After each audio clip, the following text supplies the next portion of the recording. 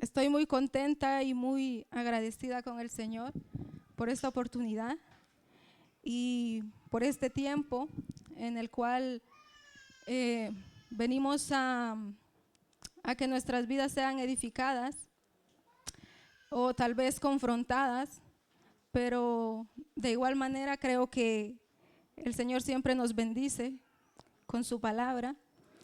Y hoy quiero que me acompañe a hacer una pequeña oración antes de empezar con este tema y que le pidamos al Señor que nos hable a través de su palabra y que abra nuestros corazones, nuestro entendimiento y nuestros oídos para poder escuchar su voz. Así que le voy a pedir que se ponga sobre sus pies y que oremos.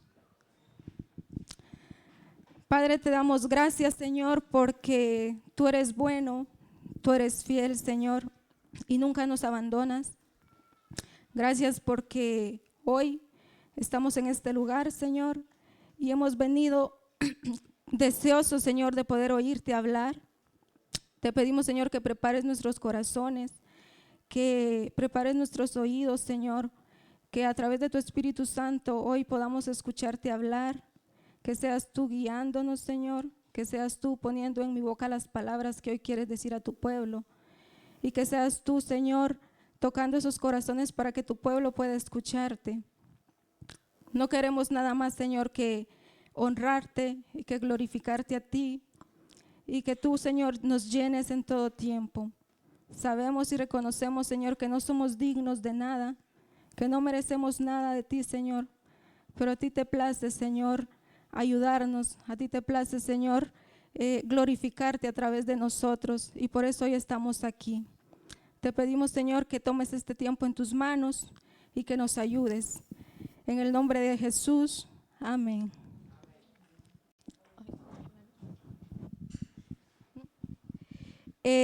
Bueno, el tema que tenemos para este tiempo, como lo ha dicho el pastor, es el remanente que eligió levantarse. Y creo que este tema nos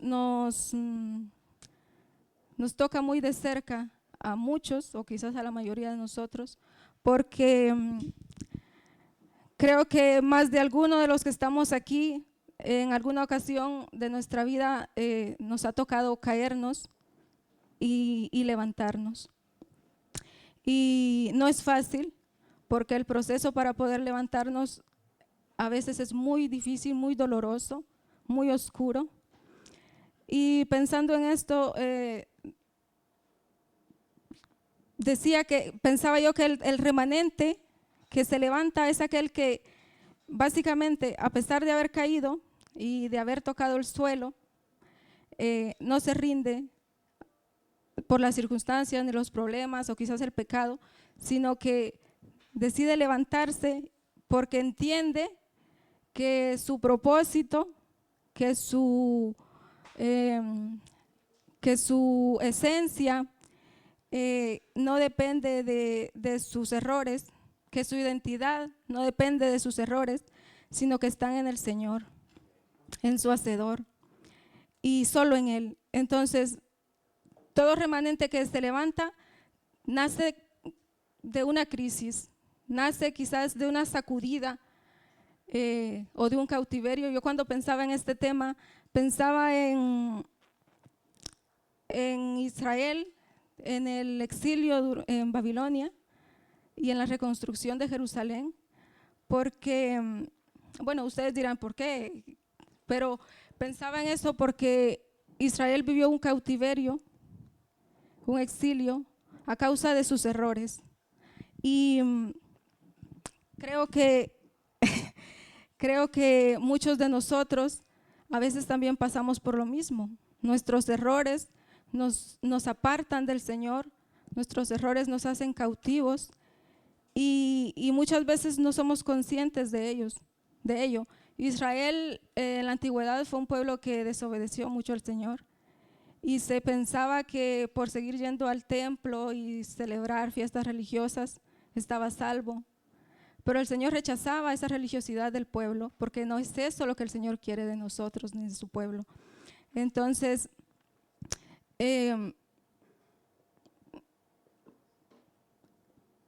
Israel se rodeó de falsos profetas que le decían únicamente lo que ellos querían escuchar y se alejó de todos aquellos que les hablaban de la verdad.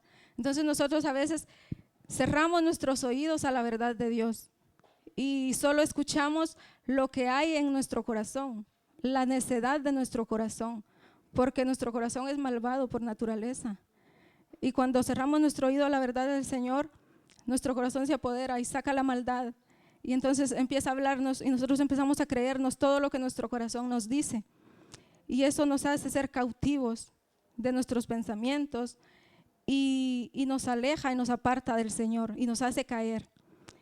Y a este pueblo eso le trajo muchas consecuencias, porque si pensamos nos imaginamos esta escena: el imperio babilónico destruye Jerusalén, quema el majestuoso templo de Salomón y derriba las murallas, y a los sobrevivientes se los lleva cautivos, a los jóvenes, a los artesanos, a los líderes. Y yo pienso que ese cautiverio no solo les robó la libertad física al pueblo, sino que también les robó casi la identidad y la esperanza, porque se convirtieron en sobrevivientes de una catástrofe, acostumbrados al dolor y resignados a vivir bajo la sombra de lo que un día fueron. Y muchas veces nosotros pasamos por eso, o quizás hoy en día hay muchas personas viviendo bajo esa misma situación, viviendo bajo las consecuencias de haber tomado malas decisiones, viviendo un cautiverio terrible. Pero yo quiero decirles en esta mañana que el Señor es bueno, el Señor es fiel y que su misericordia es infinita. Y el pueblo de Israel, a pesar de haber vivido este exilio y ese cautiverio por las consecuencias de sus malas decisiones, Dios siempre mostró su fidelidad con ellos, porque Él nunca se olvida de su palabra. Y les puso sobre la mesa la oportunidad de volver a ser libres. El Señor tocó el corazón del rey Ciro, que era el rey en ese tiempo.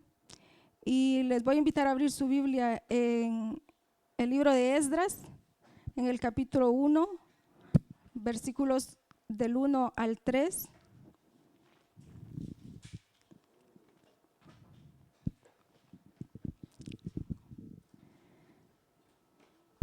En el primer año de Ciro, rey de Persia, para que se cumpliese la palabra de Jehová por boca de Jeremías, despertó Jehová el espíritu de Ciro, rey de Persia, el cual hizo pregonar de palabra y también por escrito por todo su reino, diciendo: así ha dicho Ciro, rey de Persia: Jehová, el Dios de los cielos, me ha dado todos los reinos de la tierra y me ha mandado que le edifique casa en Jerusalén, que está en Judá. Quien haya entre vosotros de su pueblo, sea Dios con él, y suba a Jerusalén, que está en Judá, y edifique la casa a Jehová, Dios de Israel. Él es el Dios, la cual está en Jerusalén. Amén. Entonces, como hemos dicho antes, el Señor nunca se olvida de su palabra, y vemos que toca el corazón del rey Ciro y abre esa puerta para que su pueblo vuelva a ser libre y se pueda levantar. Entonces es aquí donde empieza el verdadero desafío para este remanente, porque la decisión de elegir levantarse no es fácil, porque levantarse, hermanos, requiere de unas características fundamentales, y una de ellas es la decisión, porque el pueblo tuvo la oportunidad de decidir volver o de quedarse allí donde ya estaban acomodados. Y entonces la decisión de levantarnos y decir: ya basta, esto no es mi vida, esto no es lo que Dios quiere para mí, este no soy yo, porque yo soy una hija de Dios, soy un hijo de Dios, y no puedo seguir viviendo en esta situación. Ese es el primer paso, tomar la decisión. Y luego existe la voluntad y la firmeza, porque si el primer paso es tomar la decisión, Luego, para que esa decisión pueda llevarse a cabo, tenemos que tener voluntad propia. Porque durante el proceso puede ser, como hemos dicho, muy difícil, porque el proceso de levantarnos no es un proceso automático. No, o sea, el proceso puede ser muy duro y necesitamos también firmeza, porque el enemigo es muy astuto y cuando nosotros queremos levantarnos, el enemigo empieza a atacar. Y entonces es ahí donde tenemos que tener firmeza y no permitir que el enemigo nos deje ahí estancados, nos deje ahí parados. Y en el libro de Miqueas hay un versículo que me gusta mucho, que quiero que lo busque y lo vamos a leer. Miqueas capítulo 7, versículo 8.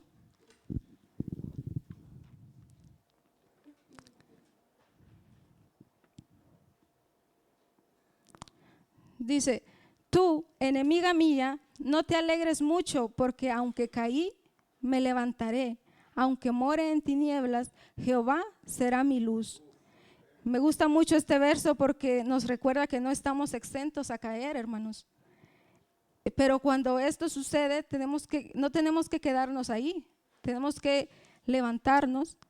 Y aunque todo se vuelva oscuro, porque los procesos nunca son fáciles, como les vengo diciendo, no apartar nuestra mirada del Señor, no apartar nuestra mirada de Él, porque Él siempre, como dice ahí, Él siempre será nuestra luz. Por muy oscura que se ponga la vida y por muy oscuro que se ponga el proceso, para levantarnos siempre tenemos que mirar al Señor, porque Él es la luz que nos ayuda a ponernos nuevamente de pie. Y luego tenemos otra característica que es la rendición, porque si necesitamos fuerza de voluntad y firmeza para levantarnos, también necesitamos rendición, porque nuestras fuerzas nunca son suficientes. Entonces, cuando nosotros decidimos rendirnos ante el Señor y decirle: con mis fuerzas no puedo, ayúdame tú. Entonces el Señor, necesitamos abandonarnos en Él para que el Señor vuelva a restaurarnos, para que el Señor sane esas heridas y vuelva a levantarnos y vuelva a darnos la oportunidad de cumplir ese propósito que Él tiene para cada uno de nosotros, porque el Señor tiene un propósito para cada uno de nosotros. Y para este remanente regresar a Jerusalén quizás suponía un peligro y tenían que hacer un viaje muy largo, y al llegar ahí quizás lo único que se encontrarían era escombros, cenizas, murallas derribadas de todo aquel caos que había sucedido cuando fueron llevados, exiliados a Babilonia. Y como hemos dicho antes, necesitamos todas estas características para poder conseguirlo. Y entonces en el versículo 5 del mismo capítulo de Esdras, vemos que el pueblo toma la decisión de levantarse y de volver. Y dice: entonces se levantaron los jefes de las casas paternas de Judá y de Benjamín, y los sacerdotes y levitas, todos aquellos cuyo espíritu despertó Dios para subir a edificar la casa de Jehová, la cual está en Jerusalén. No dice que todo el pueblo volvió, solo unos cuantos, solo un remanente tomó la decisión de volver. Y quiero que vayamos al libro de Nehemías, porque en el libro de Nehemías vemos cómo la idea teórica de levantarse se convierte en una acción. Entonces, Nehemías capítulo 2, los versículos 17 y 18, dice: les dije pues, vosotros veis el mal en que estamos, que Jerusalén está desierta y sus puertas consumidas por el fuego. Venid y edifiquemos el muro de Jerusalén y no estemos más en oprobio. Entonces les declaré cómo la mano de mi Dios había sido buena sobre mí, y asimismo las palabras que el rey me había dicho. y dijeron: levantémonos y edifiquemos. Así esforzaron sus manos para bien. En este texto Nehemías confronta al remanente que está viviendo ya en Jerusalén, porque muchos de ellos estaban sumidos en la apatía y en el desánimo, y él los desafía a cambiar su realidad, esa realidad en la que estaban a causa de las amenazas e interrupciones de sus enemigos, porque lo que el pueblo vivió cuando regresó a Jerusalén con la intención de levantarse, eso erosionó su fe y su visión, porque los enemigos se levantaron contra ellos también. Entonces ellos, las características que mencionamos antes de tener fuerza de voluntad y firmeza, en ese momento ellos tomaron la decisión, pero no tuvieron fuerza de voluntad ni firmeza, y permitieron que sus enemigos les estancaran ahí de nuevo, porque se quedaron a medias, digamos, no fueron capaces de seguir levantando Jerusalén. Entonces,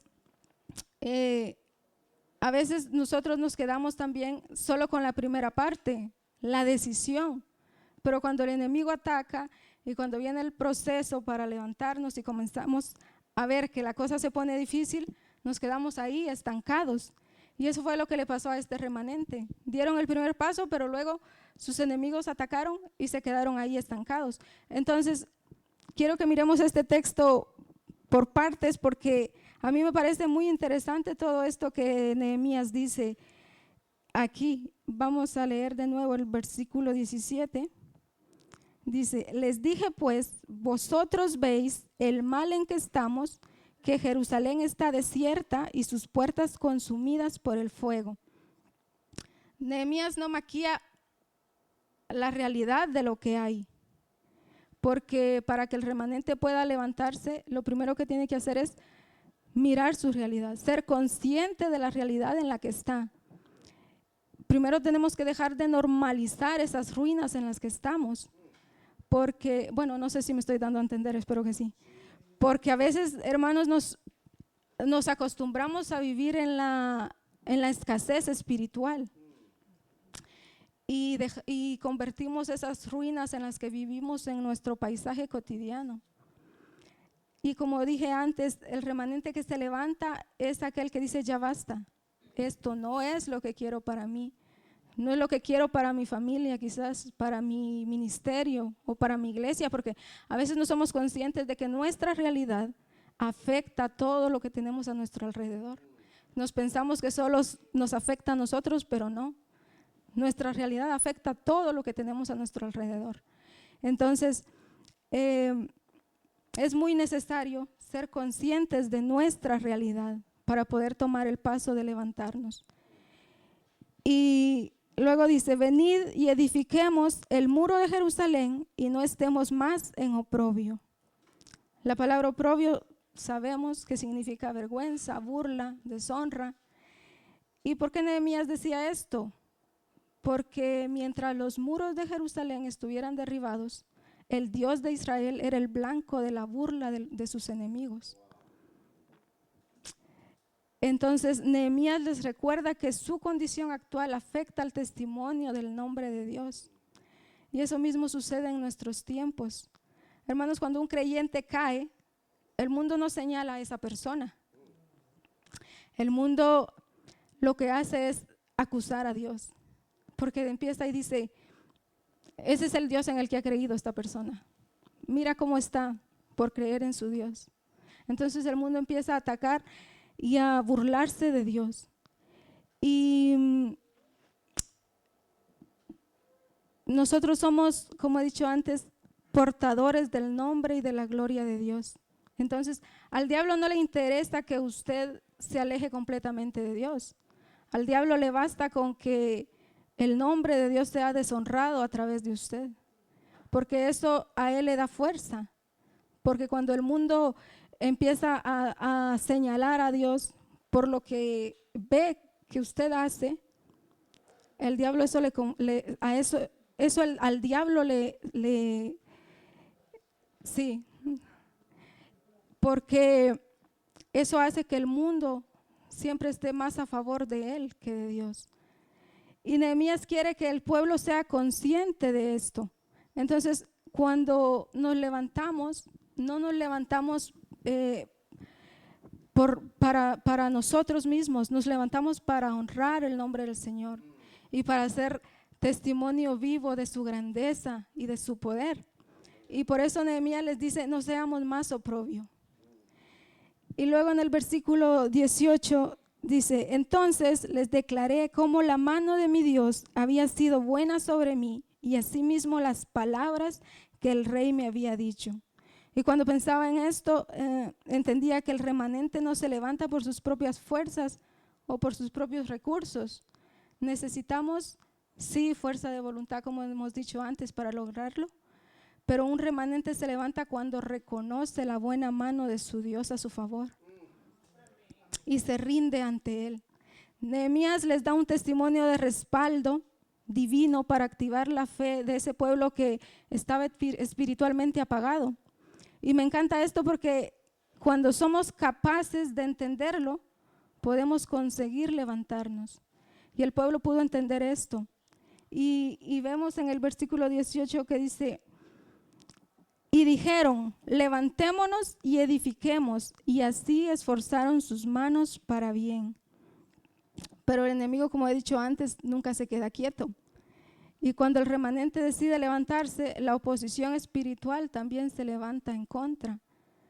Y eso lo vemos en el siguiente versículo, en el versículo 19, que dice, pero cuando lo oyeron Sanballat Horonita, Tobías el siervo amonita y Gesem el árabe, hicieron escarnio de nosotros y nos despreciaron diciendo, ¿qué es esto que hacéis vosotros? ¿Os rebeláis contra el rey?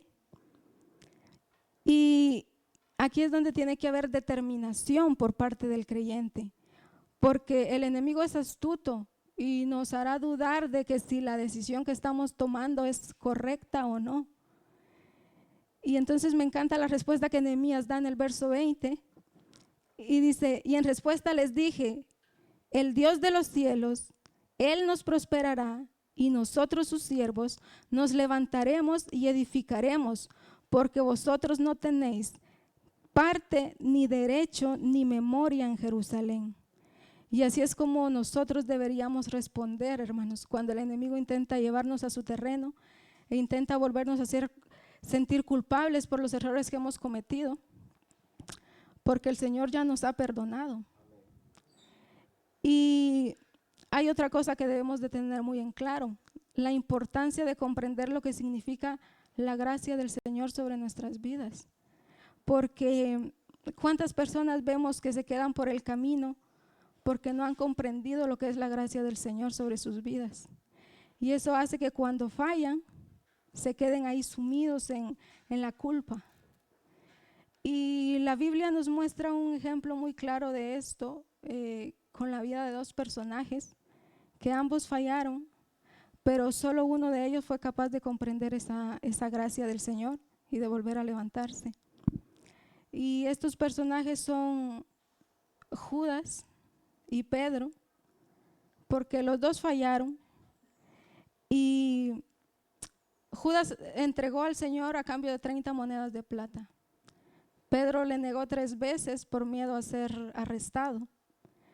Y tras cometer su fallo, los dos sintieron un dolor emocional terrible. Judas sintió tanta culpa que corrió a devolver las monedas. Pedro, al escuchar que el gallo cantó, salió fuera y lloró amargamente, dice la palabra. La diferencia y la razón por la que sus historias terminaron siendo distintas es por cómo pudieron gestionar la culpa y pudieron tener la percepción de la misericordia y la gracia del Señor. Judas creyó que su pecado era más grande que el poder y el perdón de Dios. Mas, sin embargo, Pedro lloró amargamente en sus ruinas espirituales, pero no permitió que su fracaso fuera su final. Y me gusta mucho la conversación que tiene Jesús con Pedro cuando le dice que apaciente sus ovejas, porque en esa conversación Jesús restaura la vida de Pedro. Y le voy a invitar a que la leamos juntos. La encontramos en San Juan 21, versículo 15, versículo 15 al 17.